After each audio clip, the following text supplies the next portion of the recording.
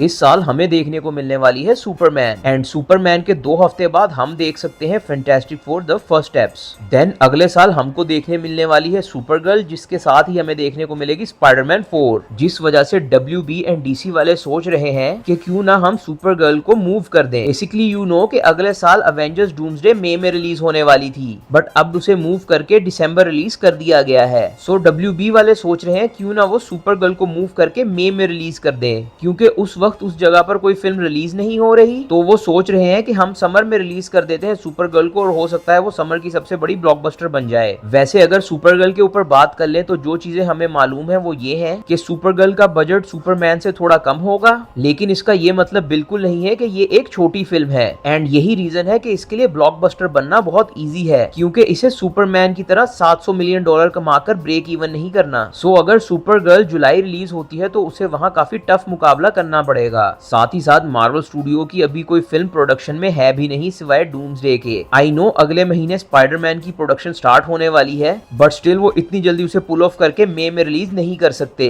Because 8 महीने में किसी फिल्म को शूट करना, एडिट करना, फिर रिलीज करना बहुत मुश्किल हो जाता है। एंड दूसरी तरफ सुपरगर्ल तो ऑलरेडी डेवलपमेंट के आखिरी स्टेजेस में है, शायद उसकी पोस्ट प्रोडक्शन चल रही है, या फिर हो सकता है कि वो होकर खत्म भी हो गई हो। एंड रिसेंटली आई न्यूज से ये सुनने में आ रहा है कि वो जो अकेली रिलीज डेट है मई की, जिसमें अब कोई फिल्म रिलीज नहीं हो रही, एंड WB की टीम उस डेट पे काफी नजर गड़ा के बैठी हुई है, और हो सकता है वो उस तारीख पर अपनी फिल्म को रिलीज करके उसका फायदा उठाना चाह रहे हैं। और अगर ये हो जाता है तो ये काफी बड़ी बात होगी मूवी ऑडियंस के लिए, क्योंकि पिछले 15 सालों से मार्वल का ताल्लुक मई के पहले हफ्ते की रिलीजेस से बंधा हुआ है। अब जबकि मार्वल ने अपनी मई रिलीजेस को जुलाई तक शिफ्ट कर दिया है, तो मूवी लवर ऑडियंस में मई की समर ब्लॉकबस्टर मूवीज की भूख का जज्बा हमेशा रहता है। अब अगर स्टार वॉर्स फ्रेंचाइज की फिल्म मैंडो एंड ग्रोकू उस डेट तक बनकर तैयार नहीं हो जाती, तो शायद सुपरगर्ल उस डेट को रिलीज हो जाए। वैसे अगर आपको याद हो तो पिछली दफा जब DC ने कोशिश की थी मई में रिलीज होने की विद बैटमैन वी सुपरमैन, तो उसी वक्त पे सिविल वॉर की डेट भी अनाउंस हो गई थी, जिस वजह से WB ने अपनी डेट शिफ्ट कर दी थी और वो सिविल वॉर को दे दी थी, क्योंकि उन्हें भी अंदाजा था कि उस वक्त के मार्वल से वो नहीं जीत सकते। सो अगर WB सुपरगर्ल के लिए वो डेट ले ले तो सुपरगर्ल को एक बिल्कुल नए नजरिए से देखा जाएगा, क्योंकि उस डेट पे मोस्टली हमेशा ब्लॉकबस्टर फिल्में ही रिलीज होती हैं, एंड ये उनकी तरफ से एक स्ट्रॉन्ग कमिटमेंट भी होगा कि उन्हें अपनी फिल्म के ऊपर इतना कॉन्फिडेंस है। सो देखना मजेदार होगा कि WB का अगला डिसीजन क्या होता है। सो ये थी हमारी वीडियो। अगर आपको वीडियो पसंद आई है तो लाइक शेयर कमेंट लाजमी कर दें। इस तरह की और वीडियोस देखने के लिए चैनल को सब्सक्राइब कर लें। मैं हूं Nabeel Shahzad and you are watching Nabeel verse.